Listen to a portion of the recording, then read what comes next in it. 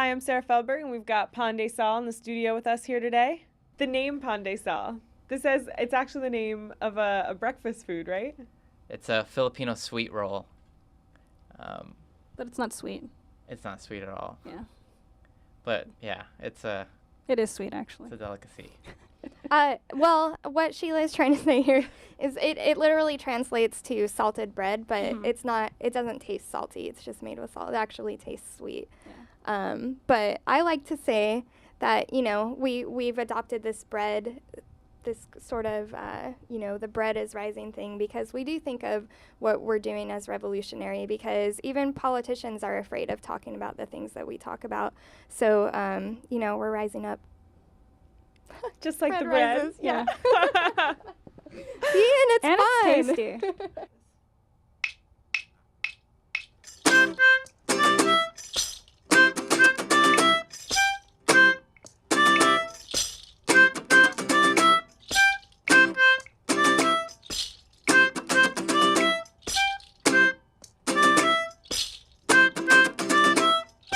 Dancing is romantic. Don't keep your feet all planted. We're Pandesal, Mahal's Mahal, liberation we demand it. Revolution is romantic. Don't keep your feet all planted. We're Pandesal, Mahal's Mahal, liberation we demand it.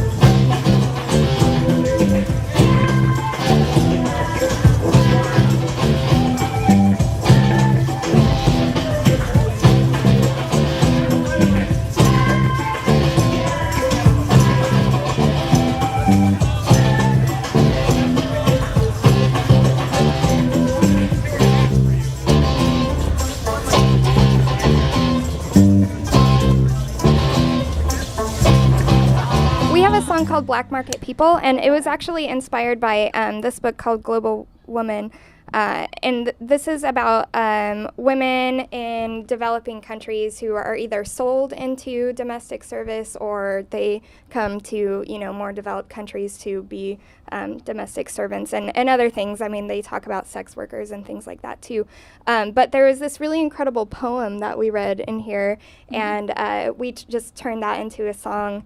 So it's just kind of, in your everyday life, you forget about these sorts of oppressions that exist in our world. And we kind of want people to just think about it, like not, necessarily put any sort of opinion, whatever, but just think about it, creating that dialogue, but making it fun too.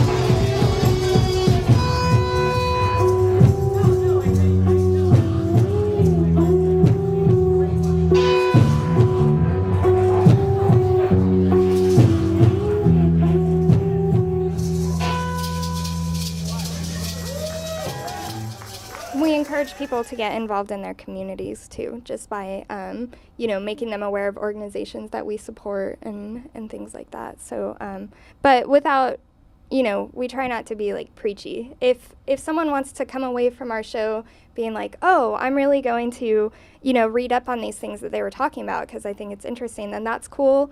If they come away just saying that, wow, that was fun because I got to dance and play tambourines, that's cool too. So we leave that option open for them. How many of you guys seen Lion King? Raise your hand. So how many of you guys know who Mufasa is? So obviously you guys know Mufasa died in the movie, right? How did Mufasa die? His brother killed his shit. What happened? I'm hearing scrambled. No. Where's your shirt? He fell? No. Mufasa died because he didn't Mufasa enough. How did the black and white shirts come about? Why is this your signature look? It actually wasn't intended to be our signature look. It just kind of came about. People ask us that all the time, and we really didn't have a straight answer. For a while, we were telling people that that the world you may see is black and white, but we're the gray area. That was, what we came up with. It's a pretty good line. It's also, now it's been something that people come to remember about us, and we love it when people show up and they're wearing the black and white stripes, because it's just kind of a sign of solidarity. Like, we're all in this together, and we're all supporting each other's efforts, so that's something that we think has worked really well for us.